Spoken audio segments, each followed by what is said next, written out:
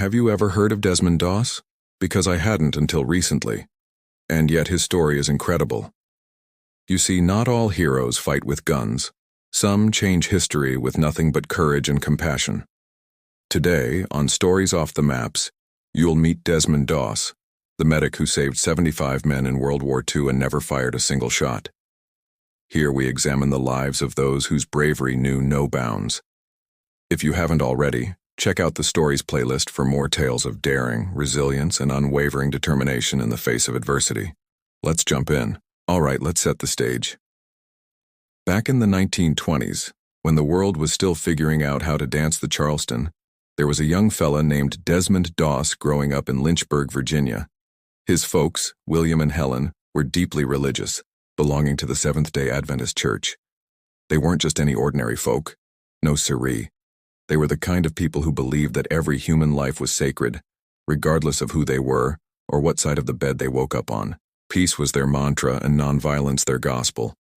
This kind of thinking wasn't common back then, especially with World War II looming on the horizon like a dark storm cloud. But for the Dot family, it was just a way of life. Now, being a good, God-fearing boy, young Desmond followed his parents' teachings. But that didn't mean he was naive or soft. Oh no.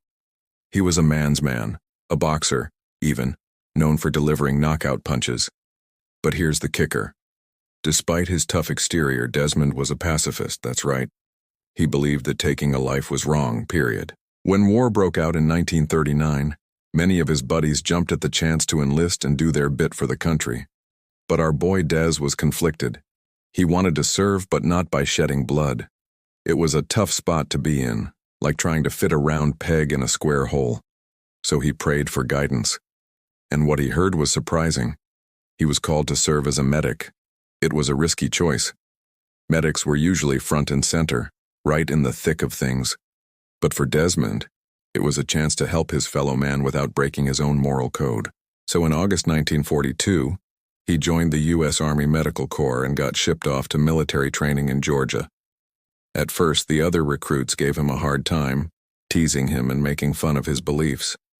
They called him names, yeah, but I'm sure it was nothing compared to what they probably called each other. But it wasn't easy for Desmond. For a guy used to throwing knockout punches, carrying a rifle was a new experience. Plus, he had to learn how to work as part of a team, which was kind of like herding cats. But through it all, he kept his head high, proving that brains and heart can make up for what some folks might think is lacking in brawn. And after months of drilling, he finally got his wish, a medical assignment far from the front lines. Sweet relief, right? Well, not exactly. See, the Army had other plans for Private Doss. They sent him straight to the South Pacific, specifically to a place called Okinawa. By early 1945, the battle for Okinawa was heating up. The Japanese were dug in tight on a ridge overlooking Hacksaw Ridge, a sheer cliff that looked like a wall. Taking that ridge was crucial, but it was a tough nut to crack. By April, American forces were in close quarters fighting with bayonets and knives.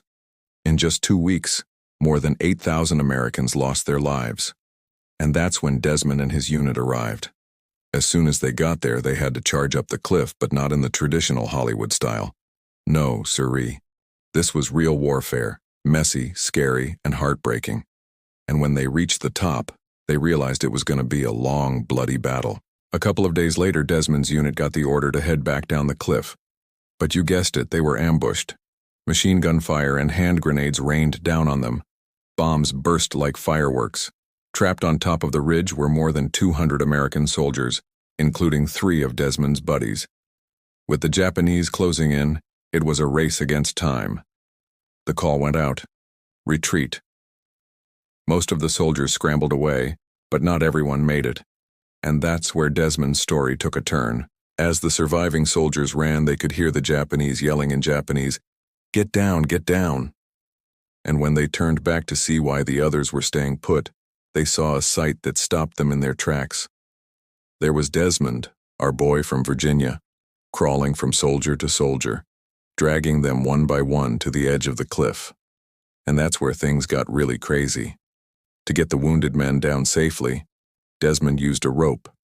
He tied one end to a tree and the other around the waist of the injured soldier. Then he slid down the cliff with them, holding on for dear life. But he didn't go solo. No, sirree. He had help, though maybe not the kind you'd expect. A few of the soldiers who initially gave him a hard time, well, they were among the ones waiting for their turn. And when they came face to face with danger, they understood what was at stake. Now you might think this was a piece of cake for Desmond, like something he did every day.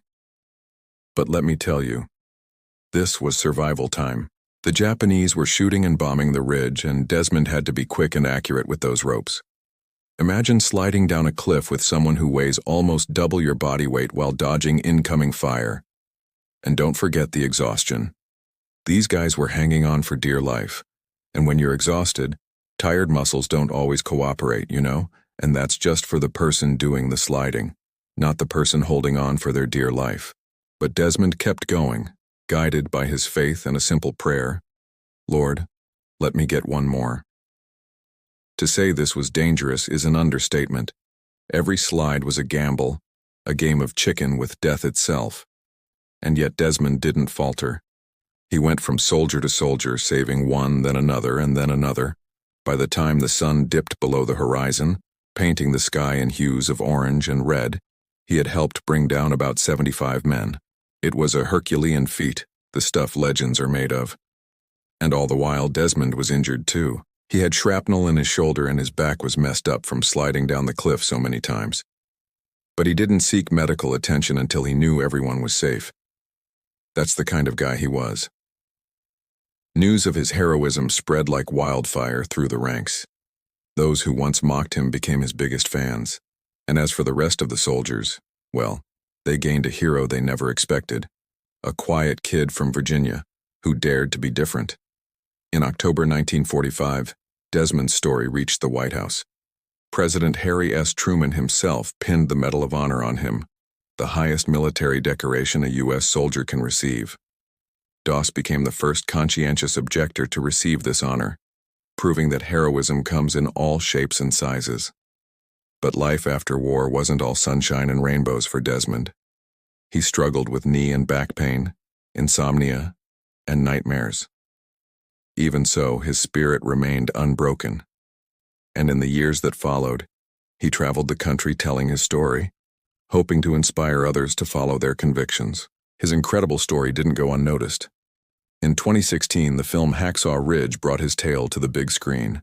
Andrew Garfield played Doss in the movie, which was nominated for several Oscars and won Best Film Editing. So there you have it, the story of Desmond Doss, a man who dared to be different, who stood up for his beliefs in the face of adversity and saved countless lives in the process. What a legend. If you've ever doubted that one person can make a difference, just remember the name Desmond Doss. And that's it for today's episode. We hope you enjoyed learning about the amazing stories of courage featured in this special series. Before we wrap up, here's your call to action. Have you ever witnessed an act of courage that defied expectations? What does heroism mean to you? Share your thoughts and experiences in the comments section below. Your stories matter and can inspire others. Don't forget to hit the like button and subscribe to our channel if you haven't already, and be sure to check out more episodes in the series. Thanks for joining us, and stay tuned for more exciting adventures and inspiring tales from history's unsung heroes. Until next time, keep exploring and never stop seeking out stories that remind us of the strength and resilience of the human spirit. Thanks for joining me. Stay curious and keep discovering.